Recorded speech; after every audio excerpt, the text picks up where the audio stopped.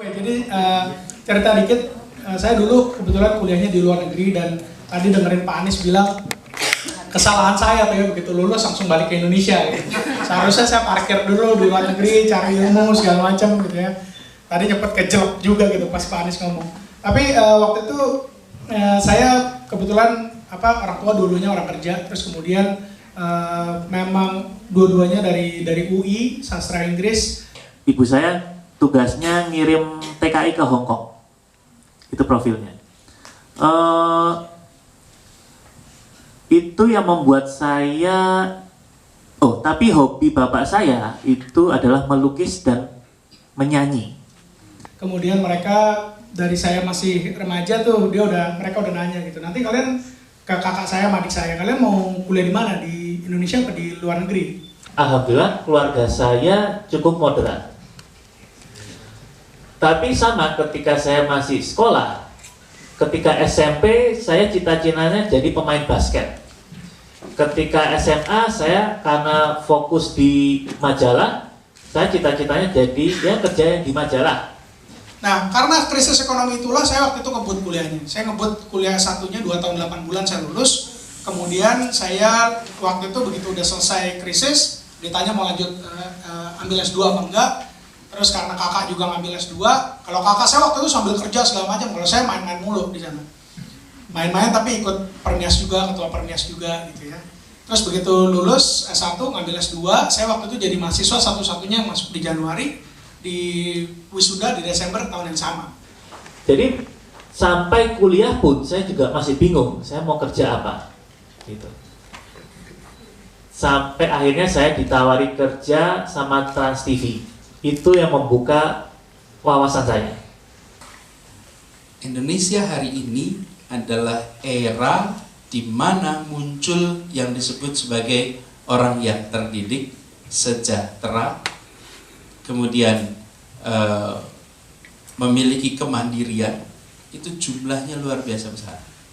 Dan kebanyakan dari mereka, mayoritas adalah first generation. Mungkin saya nggak tahu esensi bakat, mungkin saya berbakat, tapi yang saya tekankan lagi adalah berlatihnya.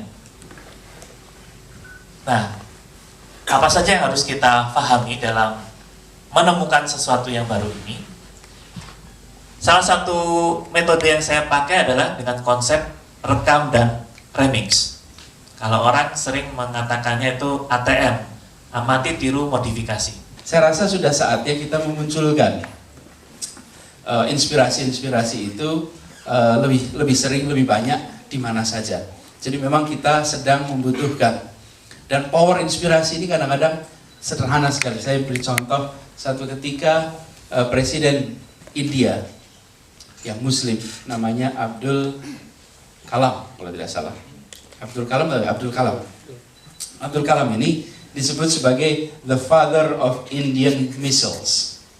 Karena dia ahli fisika yang barangkali dugaan saya kayak Pak Habibie kita dulu tahun 80-an, 90-an dengan pesawat terbang, tapi ini pada bidang fisika dan peluru kendali kemudian menjadi proyeknya dia. Suatu ketika dia ditanya, apa yang membuat Anda bisa seperti sekarang? Terus dia bilang, inspirasi ketika saya SD kelas 5.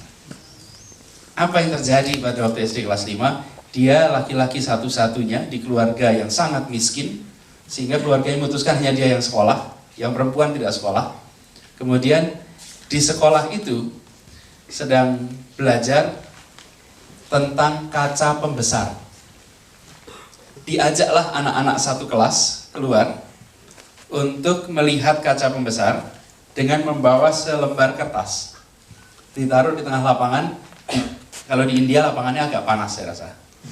Kita juga sebenarnya kalau siang juga agak panas. Lalu si guru itu menjelaskan tentang kaca pembesar dan dia tanya bagaimana caranya membuat kertas ini terbakar.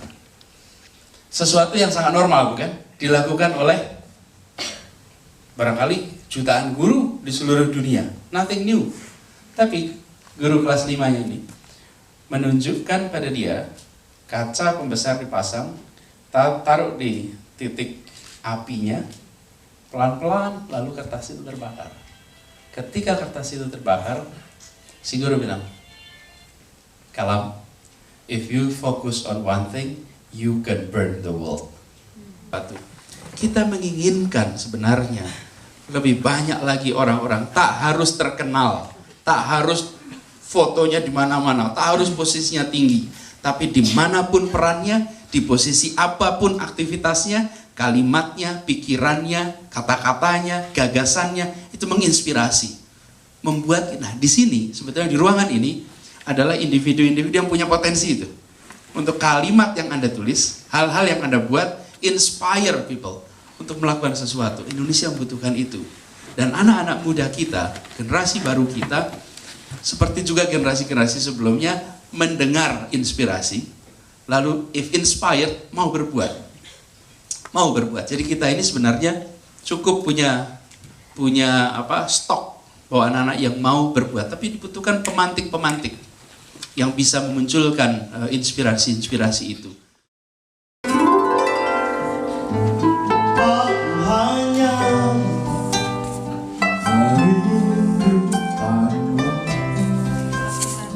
seperti saat menangis,